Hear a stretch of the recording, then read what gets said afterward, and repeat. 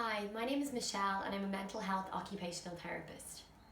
In this short video, I hope to offer you some tools and strategies that you can implement in the home to help your own mental health and the mental health of your teenager. So I want to acknowledge to start with that this is a particularly tricky and unpredictable time for all of us. I think as a parent, it is hard and there are lots of roles that you're trying to juggle right now to manage. So I do hope that some of these strategies might be of help to you first of all, so that then you might be able to help your teenager.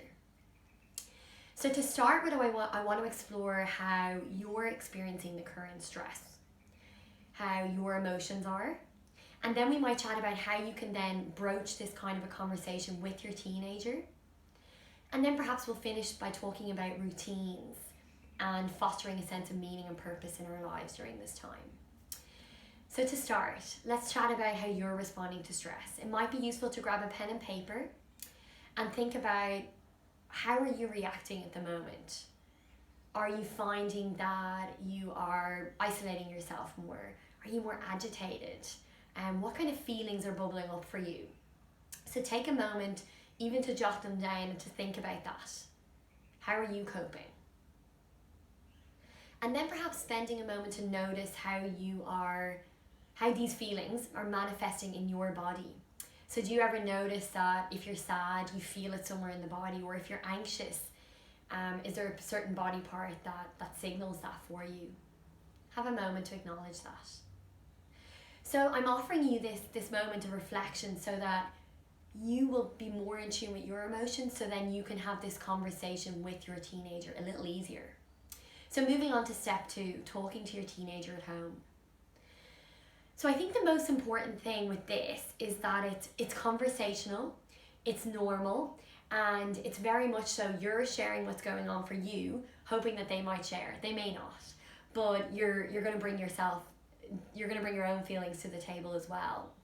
So you could maybe start the conversation by, hey, I noticed today, gosh, I'm feeling really, really anxious because this happened. I notice when I'm anxious, I feel it in my stomach. Or I'm feeling really, really sad today. I'm actually so frustrated. And I notice when I feel this way, my shoulders tense.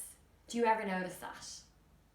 So again, acknowledging how you're feeling and inviting your teenager to maybe open up about how they're feeling. If you find that this is something that they struggle with, you might use, for example, pictures in a magazine and go, God, she looks so frustrated. I feel like that sometimes. Do you ever notice you feel like that? So you could use an image to maybe invoke conversation. Or something else you could do is simply give your daughter, your son, a journal, maybe with some headings saying, how am I feeling today? Where do I notice this in my body? And let them do this in their own time. Again, it's their own choice. And step 3, thinking about your routine. So there's lots of talk at the moment about keeping, I guess, a sense of predictability with our routine. So getting up at the same time, trying to go to bed, trying to eat at the same time. So I guess we're all doing our best with that to a certain extent. But something that I want to talk about today, which is very important to me as an occupational therapist, is maintaining a sense of meaning and purpose in your life. So I'm noticing this crop up in my sessions with the teenagers I work with, but there is an overwhelming sense of loss for them. So as a teenager, your identity is shaped by your hobbies, by your passions, by your friends, and what you do in your life. So if you were to imagine back when you were a teenager, to have that all of a sudden taken from you, 1 minute to the next, your life is completely changed. That is quite massive, and that is huge for them.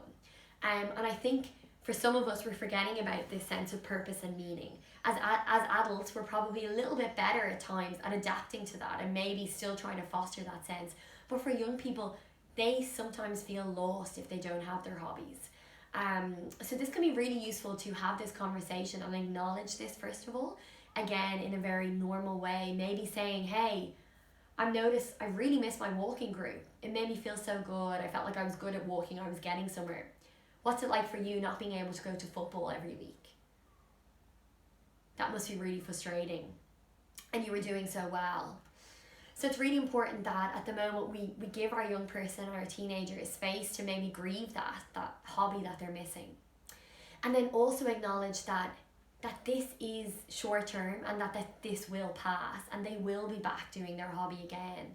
So just maybe reminding them of that too, and reminding ourselves of that, I think, is important to instill that sense of hope.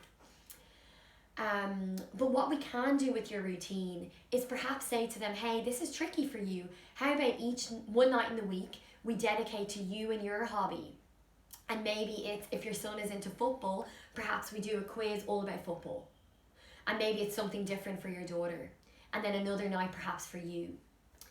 So thinking about being creative with your routine, that does foster a sense of meaning and purpose, if at all possible. So these are just some short suggestions.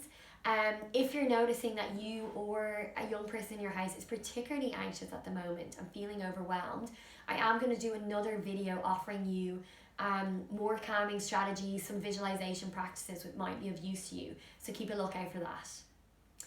And thank you for listening.